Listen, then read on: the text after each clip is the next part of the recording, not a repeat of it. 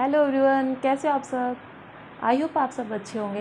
Last time हमने aggression किया था और आज हम करेंगे एग्रेशन की थ्योरीज। तो स्टार्ट करते हैं आज का वीडियो। देखिए, जो एग्रेशन की थ्योरीज है वो 3 भागों में डिवाइडेड है, ठीक है। बायोलॉजिकल पर्सपेक्टिव, डिराइव थ्योरी और मॉडर्न थ्योरी। आज हम बस 2 ही पार्ट्स की थ्योरीज पढ़ेंगे, बायोलॉजिकल और डिराइव। मॉडर्न थ्योरी के बारे में हम कल पढ़ेंगे, ठीक है। तो स्टार्ट करते हैं। फर्स्ट है हमारी बायोलॉजिकल पर्सपेक्टिव। बायोलॉजिकल पर्सपेक्टिव के अंदर पहली आ जाती है सिगमंड फ्रॉइड। सिगमंड फ्रॉइड के अकॉर्डिंग क्या है, जो एग्रेशन है, aggression is a powerful death instinct. जो सिगमंड फ्रॉइड है उन्होंने एग्रेशन को एक पावरफुल डेथ इंस्टिंक्ट बताया है। आपने पर्सनैलिटी की थ्योरी पढ़ी होगी तो फ्रॉइड की, तो उसमें उन्होंने 2 इंस्टिंक्ट के बारे में बताया था, एक लाइफ इंस्टिंक्ट और एक डेथ इंस्टिंक्ट। लाइफ इंस्टिंक्ट जो हमें अपने लाइफ की तरफ, जीने की तरफ लेकर जाती है, और डेथ इंस्टिंक्ट मतलब जो हमें डेथ की तरफ लेकर जाती है लाइफ में, जैसे कि हमारा भूख प्यास खाना, ये सब चीज़ें जो है हमें जो लाइफ प्रोवाइड कराते हैं वो चीज़ें आ जाती है। और डेथ इंस्टिंक्ट जैसे एग्रेशन वगैरह इन्होंने डेथ इंस्टिंक्ट में इंक्लूड किया है। और इनके अकॉर्डिंग जो एग्रेशन है एक पावरफुल डेथ इंस्टिंक्ट है, ठीक है। इसमें क्या बताया है, और डेथ इंस्टिंक्ट को तो इन्होंने थेनोट्स कहा है और लाइफ इंस्टिंक्ट को इन्होंने इरोस कहा। जब पर्सनैलिटी की क्लास लेंगे हम तब इसके बारे में डिस्कस करेंगे। सिर्फ आज के लिए इतना ही याद रखिए कि जो सिगमंड फ्रॉइड है उन्होंने एग्रेशन को एक डेथ इंस्टिंक्ट कहा है, ठीक है। इन्होंने क्या बोला कि this instinct aimed at A self destruction but is soon redirected outward toward others. इन्होंने क्या बोला कि जो डेथ इंस्टिंक्ट है उसमें जो एग्रेशन है उसका पहले एम क्या होता है, उसमें जो इस इंस्टिंक्ट है इसका पहला एम ये होता है कि पहले अपने आप को नुकसान पहुंचाते हैं और जो धीरे धीरे करके जो है आउटवर्ड की तरफ हो जाते हैं। स्टार्टिंग में हम अपने आप को नुकसान पहुंचाते हैं और धीरे धीरे करके हम आउटवर्ड यानी दूसरों को नुकसान पहुंचाना स्टार्ट कर देते हैं।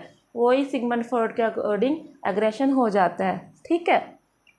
अब सेकंड है जो हमारा बायोलॉजिकल पर्सपेक्टिव में लोरेंस का। लोरेंस के अकॉर्डिंग क्या है जो aggression mainly form and inherited fighting instinct.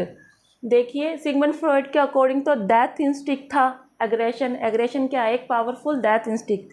जो लोरेंस है, लोरेंस के अकॉर्डिंग जो है एग्रेशन क्या है, एग्रेशन इनहेरिट फाइटिंग इंस्टिंक्ट है। इनहेरिट मतलब जन्मजात, यानी कि जो एग्रेशन हमारे अंदर जन्मजात होता है, जिसका मतलब है विच, जो कि क्या बताता है कि which ensure that only the strongest male will obtain mates and pass their genes on to the next generation।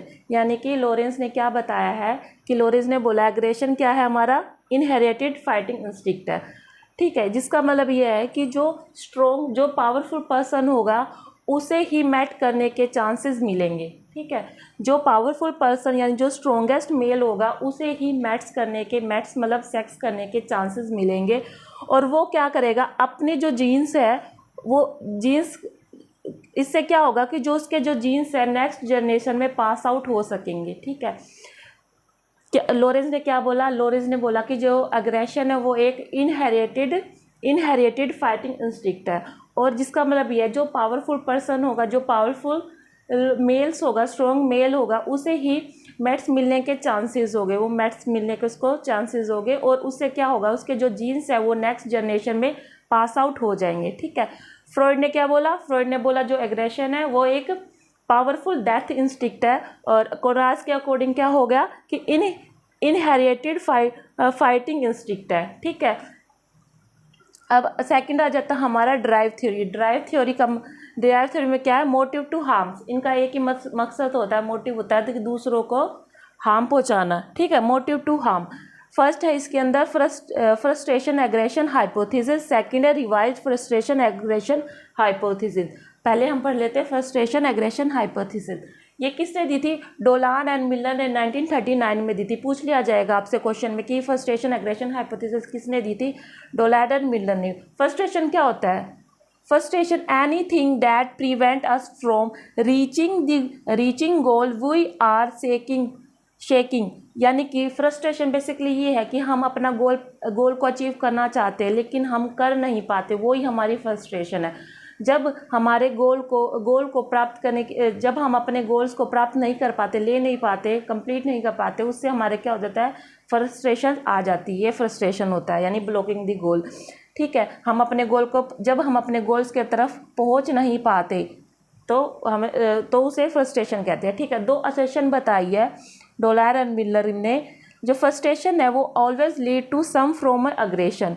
ठीक है, इन्होंने इनके अकॉर्डिंग जो फ्रस्ट्रेशन है उससे हमेशा एग्रेशन होगा, एग्रेशन आएगा। फ्रस्ट्रेशन से हमेशा एग्रेशन आएगा। ठीक है, ये पहली इन्होंने असर्शन दिया है अपना, ये फ्रस्ट्रेशन हमेशा एग्रेशन को लेकर आएगा। Second, aggression always stems from a frustration. वही बात बोल दी बस, लेकिन ये बोल दिया कि अग्रेशन जो है किसकी वजह से आता है, फ्रस्ट्रेशन की वजह से आता है। ठीक है, सेम ही बात है कि frustration always lead to some form aggression, यानी फ्रस्ट्रेशन की वजह से अग्रेशन आता है, अग्रेशन फ्रस्ट्रेशन की वजह से आता है। ठीक है, अब ये देखिए, ये पढ़ते हैं हम आगे। नेक्स्ट है एक्सटर्नल कंडीशन। कोई भी एक्सटर्नल कंडीशन हुई, फिर drive to harm injure other, फिर हमारे अंदर ना ड्राइव आ जाती है, यानी एक टेंशन की स्थिति आ जाती है, टेंशन की स्टेट आ जाती है कि हम जल्द से जल्द दूसरों को हार्म पहुंचा दें। फिर क्या होता है, ओवर्ट एक्शन, यानी कि पहले तो टेंशन होती है, टेंशन ड्राइव मतलब टेंशन आ जाएगी हमें, हम दूसरों को जल्द से जल्द हार्म पहुंचा दे। फिर वो ओवर्ट एग्रेशन कर लेता है, वो सामने अपना एग्रेशन दिखा देता है। एग्जाम्पल के थ्रू लेकर चलते हैं। एक्सटर्नल कंडीशन, फैमिली, जैसे जो महिलाएं होती है, आपने देखा होगा किचन में काम कर रही होती है, तो उनको बेसिकली डिस्टर्बेंस पसंद नहीं है। जैसे खाना बनाते वक्त कोई भी उसको भाई मम्मा पानी दे दो, या फिर कोई चीज़ मांगता है, कभी कोई चीज़ मांगता है, तो ये एक्सटर्नल कंडीशन होंगे। सपोज कर लीजिए एक सिचुएशन है जिसमें मम्मा खाना बना रही है, तो बार बार उसके पास कोई ना कोई आता, कभी कोई चीज़ मांगने आता, कभी कोई चीज़ मांगने आता है। यहाँ पर हो गया एक्सटर्नल कंडीशन। अब उससे क्या हो गया, उसके अंदर ना फ्रस्ट्रेशन आ गई कि वो खाना बना रही है ना, उसका फोकस नहीं हो रहा, क्योंकि वो डिस्टर्बेंस आ रही है। उसका मेन गोल मान लो कि खाना बनाना हुआ। ठीक है, उसने अपना मेन गोल बना रखा है कि भाई मेरे को खाना बनाना, लेकिन जब उसको उस गोल तक पहुंचने नहीं दिया जा रहा, कभी कोई आके कुछ मांग रहा, कभी कोई आके कुछ मांग रहा, तो उससे क्या हो जाता है, वो फ्रस्ट्रेट हो जाती है मदर्स। तो फ्रस्ट्रेट हो जाने के बाद क्या आ जाएगी, उसके अंदर ना टेंशन हो जाएगी, वो बार बार खाने बनाने की तरफ कॉन्सेंट्रेट तो कर रही है, लेकिन वो हो नहीं पा रहा, उसको अब ना टेंशन आ गई है। फिर वो ये सोचते कि चल अब है ना, वो ये चीज़ देखना, अब वो चीज़ उसके साथ जैसे हो रही है ना, टेंशन इंक्रीज हो गई।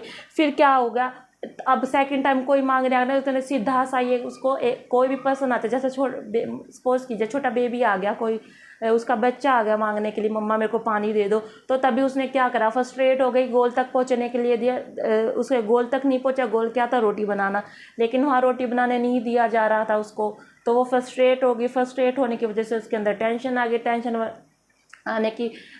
फिर आने के बाद उसने क्या करा, बेलन चक्के के उस बच्चे को मार दिया।